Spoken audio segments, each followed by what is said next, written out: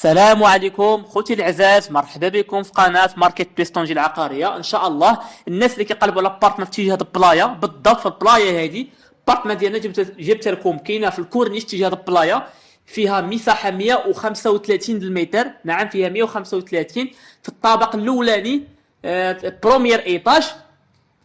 مزيونه بارتما، مساحه كبيره، فيها صاله كبيره وسط الدار، ثلاثه ديال البيوتاج وطواليطات، كوزينه كبيره، وعندها التيراسه على الكورنيش كطلل اطلاله خارجيه، يعني منظر بانورامي. يعني مزيونه بارتما ديالنا، تبارك الله، مصلوحه مفينيه، العماره جديده بلا سونسور ديالها جدادين.